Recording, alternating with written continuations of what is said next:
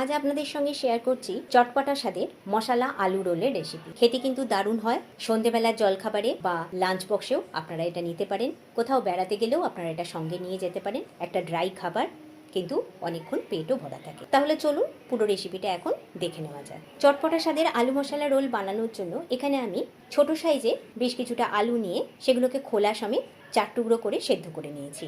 এখন এই সেদ্ধ করা আলুগুলোকে একটু ঠান্ডা করে নিয়ে আমি এর খোলার অংশগুলো ছাড়িয়ে নেব।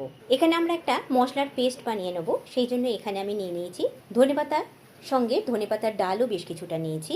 তার সঙ্গে নিয়েছি 4টে কাঁচা লঙ্কা, 1 ইঞ্চি পরিমাণ আদা, 1 চামচ গোটা জিরে আর 1 চামচ গোটা ধনে। এই সবটাই আমাদের পেস্ট বানিয়ে নিতে হবে।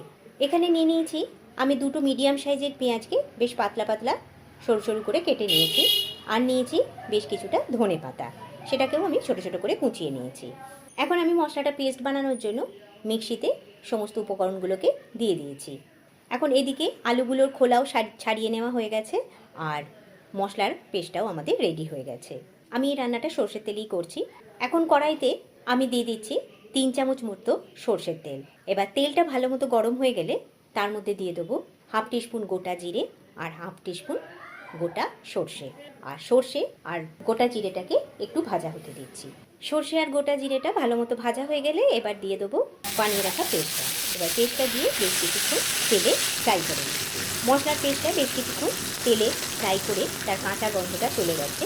দিয়ে দিচ্ছি স্বাদ মতো নুন, 1/2 টিস্পুন হলুদ গুঁড়ো, টেস্টের ব্যালেন্সের জন্য কিছুটা চিনি, আর দিয়ে দিচ্ছি 1 চামচ মতো কাশ্মীরি রেড চিলি পাউডার। এবার এই মশলাগুলো সব ঢেলে দিয়ে কষিয়ে নিচ্ছি সমস্ত মশলার সঙ্গে। মশলার সঙ্গে কষাবার সময় অল্প একটু জল এখানে অ্যাড করে দেবো, সেই জন্য মিক্সির পাত্রটা ধুয়ে অল্প একটু জল এখানে দিয়ে দিলাম। এবার মশলাটা থেকে তেল ছেড়ে আসা পর্যন্ত এটাকে কষিয়ে নিচ্ছি। এখন মশলা থেকে সুন্দর তেল ছেড়ে এসেছে। এবার সেদ্ধ করে রাখিয়ে আলুগুলোকে এখানে সব দিয়ে দিচ্ছি। এবার আলুগুলোকে সমস্ত দিয়ে মশলার সঙ্গে খুব ভালো করে মিডিয়াম ফ্লেমে নাড়াচাড়া করে নেব। বেশ কিছুক্ষণ মশলার সঙ্গে কষিয়ে নেব আলুগুলোকে। এখন মশলার সঙ্গে আলুগুলোকে খুব ভালো মতো কষিয়ে নেওয়া হয়ে গেছে বেশ কিছুক্ষণ। এবার এখানে দিয়ে দিচ্ছি 1/2 টিস্পুন মতো গরম মশলা গুঁড়ো, দিয়ে ভালো করে মিশিয়ে নিচ্ছি। এবার ওপর থেকে একটা ঢাকা দিয়ে 1 মিনিটের জন্য একদম লো ফ্লেমে এটাকে হতে দিচ্ছি। 1 মিনিট পর ফেরত আসছি। এখন 1 মিনিট পর ঢাকাটা খুলে নিয়েছি।